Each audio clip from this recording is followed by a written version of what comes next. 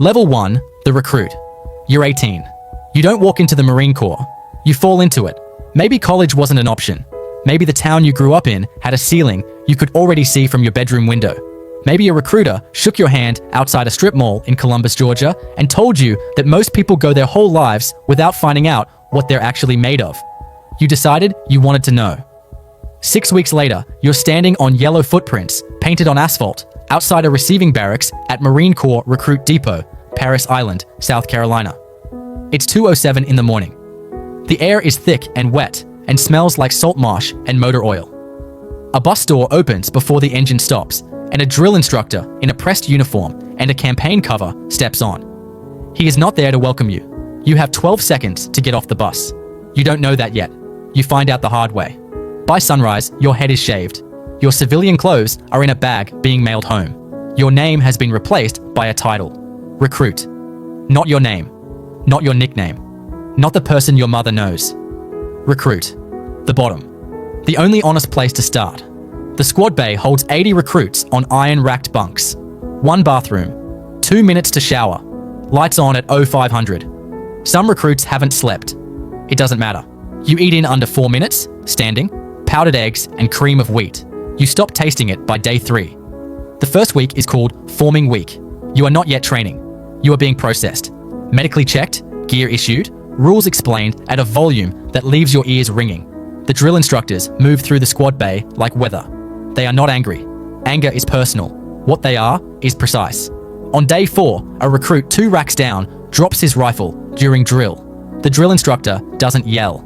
He stands over him in complete silence for 11 seconds. You count them. And then quietly tells him to begin again. The silence is worse than the yelling. You remember that. By week 6, you can field strip your M16A4 in the dark by feel alone. By week 8, you qualify on the rifle range at 500 yards and feel something shift in your chest that you don't have a word for yet. By week 12, you stand on the parade deck in a pressed uniform while your family watches from the bleachers, and for exactly 1 moment, everything that brought you here makes sense. Then the moment ends, and the real thing begins. Level 2, the private. You're 18, almost 19. You graduate Parris Island, and you are given a rank, Private. E1. 1 stripe that isn't even a stripe, it's the absence of one. You are assigned to Marine combat training at Camp Geiger, North Carolina. Every Marine, regardless of eventual job, comes through here first. 29 days of learning how to move, communicate, and fight as a unit before MOS school begins. The instructors here are different from drill instructors. Quieter, more specific. They correct your technique the way a carpenter corrects a measurement. Without drama, because the stakes are obvious enough without it. You learn to move in a fire team. You learn to low crawl through red Carolina clay for 200 meters with blank rounds firing overhead. You learn to read terrain until the contour lines feel like something you can touch. You learn that being lost and being dead are closer than you ever imagined. Your bunkmate is a kid from Flagstaff named Okafor. He studies his manuals after lights out with a small flashlight. You give him grief about it the first night. By the 3rd night, you're reading yours. One evening, your fire team gets its movement order wrong and ends up 200 meters off azimuth in the dark. Your team leader, a lance corporal named Briggs, doesn't panic. He pulls his compass, takes a reading, adjusts, and moves. No explanation, no blame, just correction. You file that away. You are assigned MOS 0311, Infantry Rifleman, sent to School of Infantry West at Camp Pendleton, California. 59 days learning the mechanics of your job. Patrolling, breaching, urban movement. How to be the tip of something much larger than yourself. You check into 1st Battalion, 5th Marines with your sea bag over your shoulder. A staff sergeant looks at your orders, looks at you, hands them back. Private, he says. Nobody here cares what you did at SOI. Start from 0. You nod. You already knew. Level 3, the Private First Class. You're 19. The promotion to Private First Class comes after 8 months with a satisfactory conduct record. No ceremony. One morning, your staff sergeant slides new collar insignia across his desk and tells you not to let it go to your head. It doesn't. The rank changes nothing about what you do every day. You still wake at 0500. You still carry a full combat load on every hump. You still pull the worst watch rotations, 0200 to 0400, the hours when the body argues hardest with the mind. You still eat last when chow runs short. But something small has shifted. The newest privates watch you now, not consciously, just the way junior people watch whoever is one step ahead of them, looking for information about what's coming. You deploy to Okinawa, Japan, a 7-month rotation with the 3rd Marine Division. You expected something dramatic. What you get is field exercises, live fire ranges, joint training with Japanese ground self-defense force units, and a remarkable amount of waiting interrupted by brief, intense stretches of work. Boredom in a military context isn't passive. It's active. It gets inside people. A Marine in your platoon, named Castellano, starts missing formation by minutes. First once, then twice. Your squad leader, Sergeant Vidal, pulls him aside after the 3rd time. You're close enough to see the conversation without hearing it. Castellano's jaw is tight. Vidal speaks for 2 minutes without raising his voice. When it ends, Castellano nods once. He is never late again. You think about that conversation for weeks, the economy of it, the way Vidal used exactly the right amount of pressure and no more. On a night exercise near the Yanbaru forest in the island's north, you pick up sound of movement off your left flank before anyone else does. You signal. The patrol halts. Vidal redirects the element. At the debrief, he goes around the circle and pauses at you. PFC, Caldwell heard it first. Talk us through what you noticed. That is the first time in your Marine Corps career that someone asks for your read on a situation. You give it clearly, without adding what you don't know. Vidal nods. You fly home 8 months later. Camp Pendleton smells like eucalyptus and jet fuel. You are 20 years old, and you are already a different person than the one who stood on those yellow footprints. You're not sure the old version would recognize you. You're not sure that's a bad thing. Before we go further, if you've made it this far, comment what you want next, hit that like button right now, and subscribe so you don't miss what's coming next. We upload every single day. Level 4, the Lance Corporal. You're 20. Lance Corporal. E3, the last of the junior enlisted grades, and in the infantry, the rank that carries the most raw operational weight. Officers plan. Staff NCOs manage. Lance Corporals do. You are the hands of the institution. The work that cannot be delegated any further down stops with you. You are put in charge of 2 junior Marines, a private named Estrada from San Antonio, fast, eager, irons his uniform every night out of genuine pride, and a private first class named Ren, who is technically your senior in time of service, but junior in grade. You manage the tension by never mentioning it. You treat Ren's experience as an asset. You ask his read on things. He stops testing you by the 3rd week. You deploy to the Horn of Africa. Camp Lemonier, Djibouti. The heat is dry and total and indifferent. 110 degrees in the afternoon, and the ground reflects it back at you. You drink 3 liters before noon, and you're still thirsty. Your platoon runs security operations, convoy escorts, and partner force training with Djiboutian military units. Important work that is largely invisible. No cameras, no headlines, patrols along perimeters in the dark, vehicle inspections before dawn, radio checks every hour through the night. One evening, your convoy halts outside the wire during a route clearance. You're on the gun. You scan your sector and notice a shape that wasn't there on the last sweep. You call it up. No drama, just the report. It's a broken down civilian vehicle, 400 meters out. Harmless. Your vehicle commander, Corporal Agyemang, tells you after the patrol, good eyes. 2 words. You understand that in this environment, 2 words from a corporal is a paragraph from anyone else. You come home. All 3 members of your team come home. Estrada has a new tattoo. Ren got a letter while you were deployed. His mother remarried. He read it once, folded it into his cargo pocket, and never brought it up. You let him have that. You are learning the specific grammar of this institution. When to speak. When to stand next to someone and say nothing at all. When presence is the only thing you have to offer, and how to make it enough. Level 5, the Corporal. You're 22. Corporal, E4, the first rank in the Marine Corps at which you hold formal authority over other Marines. Every grade below this one executes. A corporal leads. You went before a promotion board.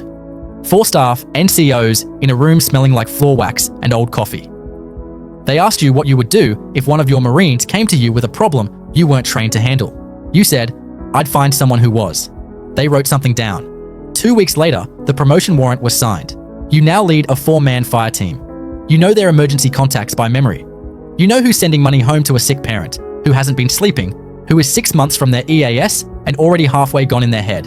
You know these things not because you pried, because you paid attention and they eventually stopped hiding them. Your team deploys to Helmand Province, Afghanistan. The dust is fine as talcum powder, the color of old bone, and everywhere. In your teeth, under your eyelids, inside your weapon by morning if you don't cover it.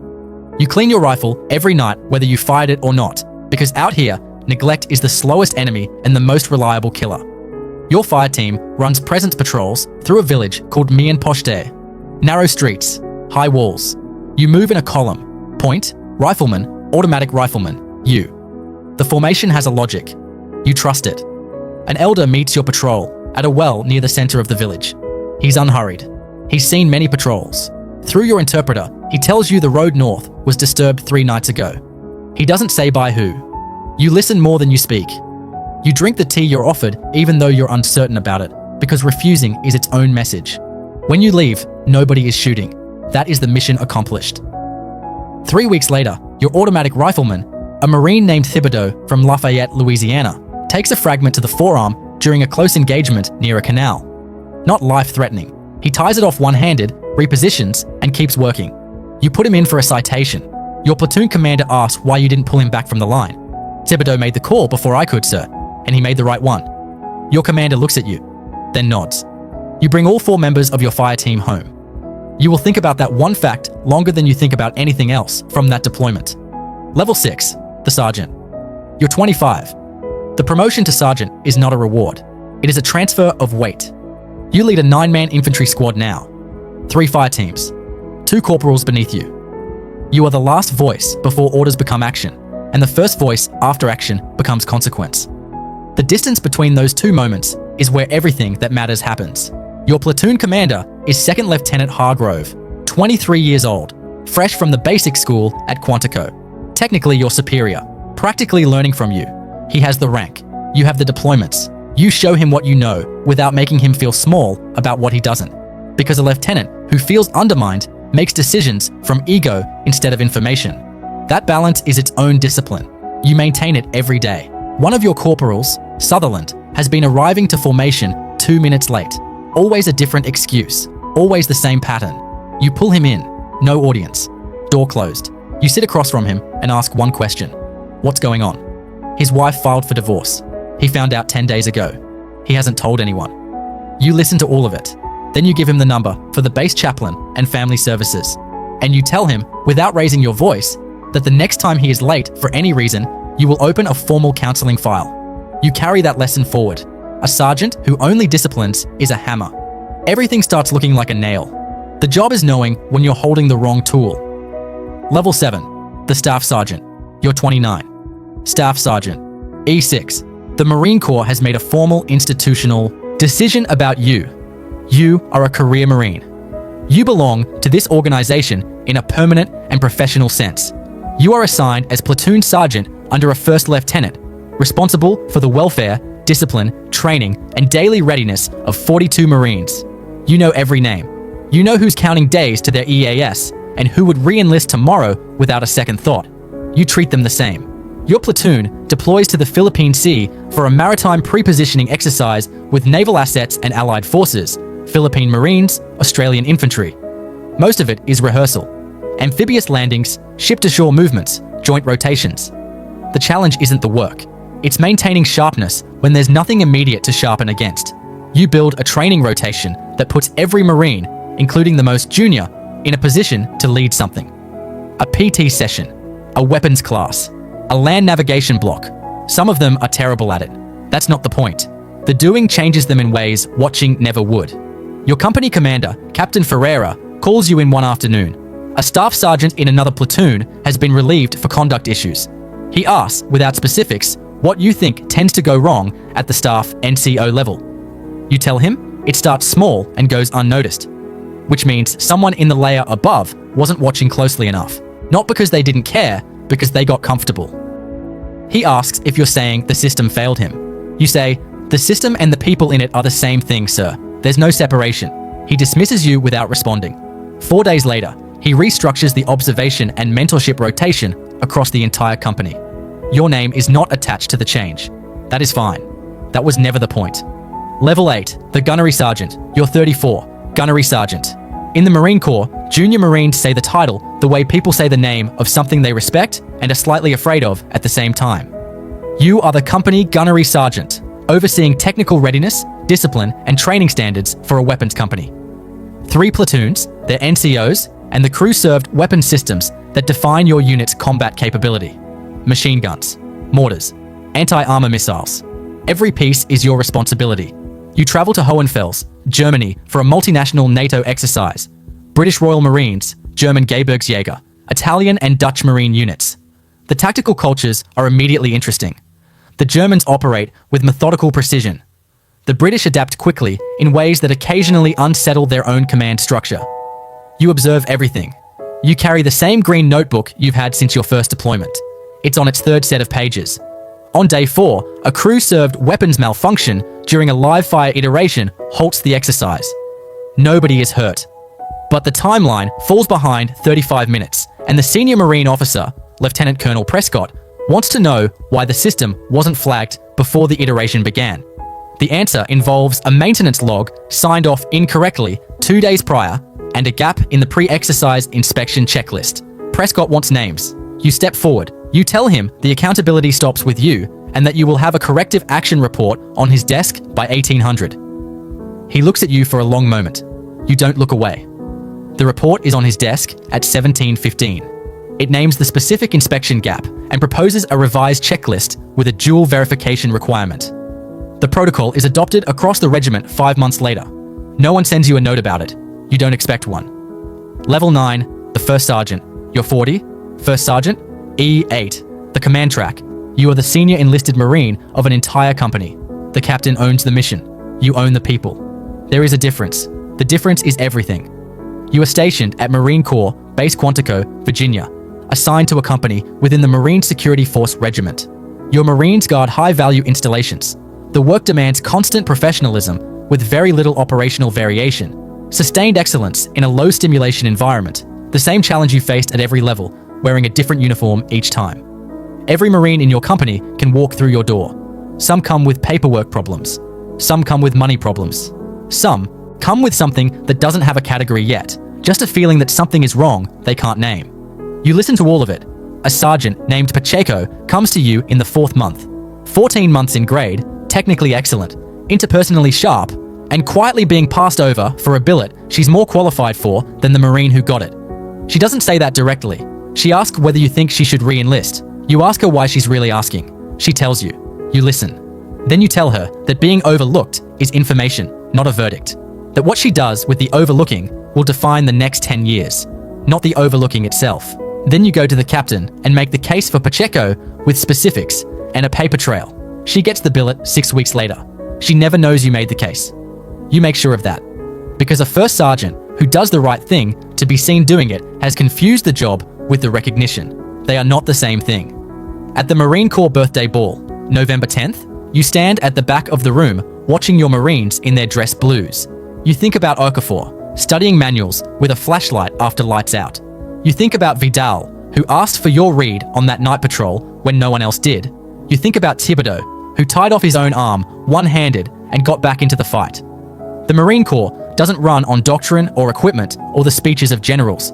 It runs on people who decided to stay when staying was hard, and then on people who stayed long enough to make sure the next ones did the same. Level 10, the Sergeant Major of the Marine Corps. You're 48, and then 52. It begins with Sergeant Major, E9, the top of the enlisted structure. You are on the command track. You have always been on the command track. As Sergeant Major, you serve as Senior Enlisted Advisor to a Marine Expeditionary Force.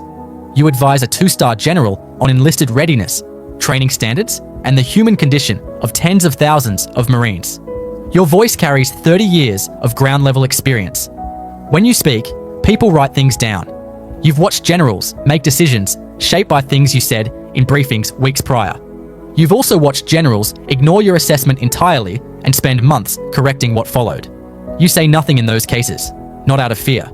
Because a sergeant major who says "I told you so" has confused influence with ego. They are not the same thing. Then the call comes. The Commandant of the Marine Corps selects you personally for the position of Sergeant Major of the Marine Corps. There is one. One in the entire institution. You are it. You move to the Pentagon. You travel to every major marine installation in the world. Pendleton, Lejeune, Okinawa, Bahrain, Djibouti, 29 Palms, Quantico, Paris Island. You brief congressional staff. You speak at funerals. You stand on parade decks and in mess halls and in forward operating bases. And you look at Marines at every stage of the journey you once walked. And you carry all of them into every room where decisions are made. Because that is the job, not to represent yourself, to represent them.